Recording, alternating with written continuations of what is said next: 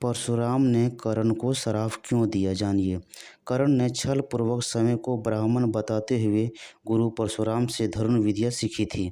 जब गुरु परशुराम को कर्ण के क्षत्रिय होने की बात ज्ञात हुई तो उन्होंने कर्ण को श्राप दे दिया। उन्होंने श्राप दिया कि मेरे ज्ञान की तुम्हें जब सर्वाधिक आवश्यकता होगी तो तुम मुझे भूल जाओगे। इसी श्रापवश अर्जुन से अंतिम समय युद्ध में कर्ण पराजित हो गया। परशुराम जी ने भीष्म पितामह से युद्ध के बाद क्षत्रिय शिक्षा बंद कर दी थी। तब कर्ण ने बोला कि मैं ब्राह्मण हूँ, परंतु परशुराम जी जब कर्ण की गोद से सिर रखकर सो रहे थे और बिच्छू आकर कर्ण का डंक मार रहा था, फिर भी कर्ण ने बिना उफ किए पूरा दर्द सह गया। परशुराम जी जान गए इतना दर्द सिर्फ एक क्षत्रिय सह सकता है, ब्राह्मण नहीं। कर्ण ने सफाई दी कि मैं सूतपुत्र हूँ, पर वो नहीं माने और इस छल के लिए कर्ण को श्राप दे दिया, जिसका फल उसे महाभारत में चुकाना पड़ा। कर्ण जानता था कि परशुराम सिर्फ ब्राह्मणों को अपने शिष्य के रूप में स्वीकार करेंगे। सीखने की चाहत में उसने एक नकली जनेऊ धारण किया और एक ब्राह्मण के रूप में परशुराम के पास चला गया। परशुराम ने उसे अपना शिष्य बना लिया और वो सब कुछ सिखा दिया था जो वे जानते थे। कर्ण बहुत जल्दी सीख गया। किसी भी अन्य शिष्य में उस तरह का स्वाभाविक गुण और क्षमता नहीं थी। परशुराम उससे बहुत खुश हुए। उन दिनों परशुराम काफ़ी बूढ़े हो चुके थे। एक दिन जंगल में अभ्यास करते समय परशुराम बहुत थक गए हैं। उन्होंने कर्ण से कहा वे लेटना चाहते हैं। कर्ण बैठ गया ताकि परशुराम कर्ण की गोद में अपना सिर रख पाए। फिर परशुराम सो गए। तभी एक खून चूसने वाला कीड़ा कर्ण की जांघ में घुस गया और उसका खून पीने लगा। उसे भयंकर कष्ट हो रहा था और उससे जांघ से रक्त की धार बहने लगी। वो अपने गुरु की नींद को तोड़े बिना उस कीड़े को हटा नहीं सकता था, लेकिन अपने गुरु की नींद को तोड़ना नहीं चाहता था। धीरे धीरे रक्त की धार परशुराम के सिर तक पहुंची और उससे नींद खुल गई। परशुराम ने आंखें खोलकर देखा कि आसपास बहुत खून था। परशुराम बोले, ये किसका खून है? कर्ण बताया, यह मेरा खून है।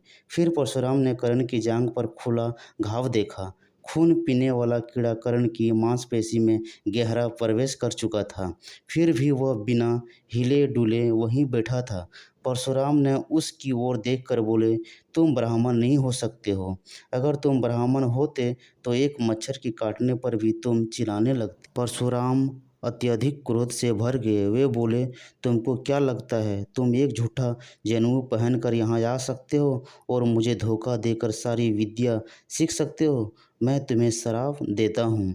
इतना दर्द सहकर भी स्थिर बैठे रहना, ऐसा तो कोई क्षत्रिय ही कर सकता है। कर्ण बोला, हाँ, मैं ब्राह्मण नहीं हूँ, कृपया मुझ पर क्रोधित ना हो। कर्ण बोला, हाँ, मैं ब्राह्मण नहीं हूँ, पर मैं क्षत्रिय भी नहीं हूँ, मैं सूत पुत्र हूँ। मैंने बस आधा झूठ बोला था। परशुराम ने उसकी बात नहीं सुनी। उस स्थिति को देखते हुए वे सत्य जान गए कि कर्ण एक क्षत्रिय है। वे बोले, तुमने मुझे धोखा दिया है।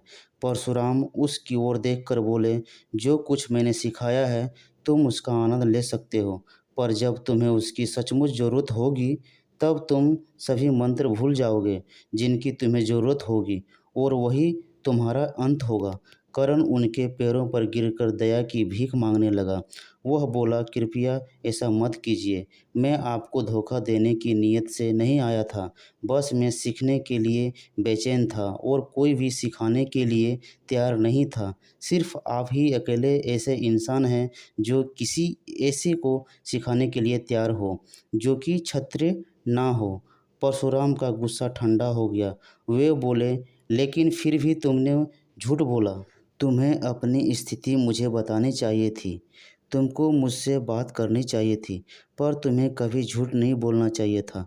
मैं श्राप वापस ले नहीं सकता, पर देख सकता हूँ कि तुम्हारी महत्वाकांक्षा राजपाट पाने या शक्तिशाली होने की नहीं है। उसे तीर के निशाने पर लगने की आवाज़ सुनाई दी। वह मांस से अपनी भूख को शांत करने की कल्पना करने लगा, पर झाड़ियों में जाने के बाद उसे पता चला कि वह तो एक गाय थी। तुम सिर्फ अस चाहते हो और तुम्हें अस मिलेगा।